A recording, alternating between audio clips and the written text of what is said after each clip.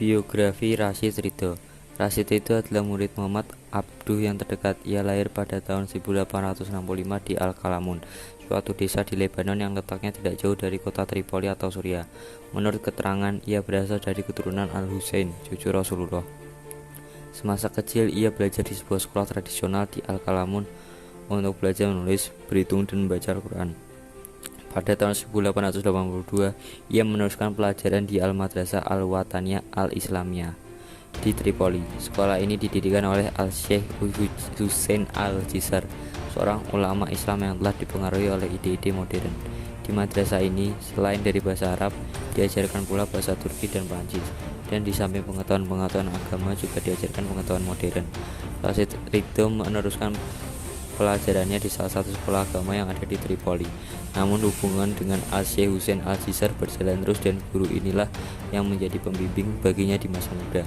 Selanjutnya ia banyak dipengaruhi oleh ide-ide Jamaluddin Al-Afghani dan Muhammad Abduh melalui majalah Al-Urwah Al-Wuthqa. Ia berniat untuk menggabungkan diri dengan Al-Afghani di Istanbul, tetapi niat itu tidak terwujud. Sewaktu Muhammad Abduh berada dalam pembuangan di Beirut, ia mendapat kesempatan baik untuk berjumpa dan berdialog dengan murid utama Al-Afghani itu. Pemikiran-pemikiran pembaruan yang diperolehnya dari Al-Syekh Hussein Al-Jisr dan yang kemudian berluas sakit dengan ide-ide Al-Afghani dan Muhammad Abduh amat mempengaruhi jiwanya.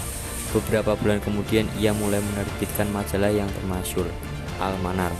Di dalam nomor pertama dijelaskan bahwa tujuan Al-Manar sama dengan tujuan Al-Urwah Al-Wuthqa, antara lain mengadakan pembaruan dalam bidang agama, sosial, dan ekonomi, memberantas tahayul dan bid'ah yang masuk ke dalam tubuh Islam, menghilangkan paham fatalisme yang terdapat dalam kalangan umat Islam, serta paham-paham salah yang dibuat tarekat-tarekat tasawuf, meningkatkan mutu pendidikan dan membela umat Islam terhadap permainan politik negara-negara barat.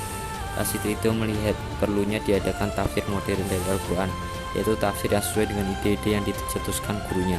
Ia selalu menganjurkan kepada gurunya, Muhammad Abduh, supaya menulis tafsir modern.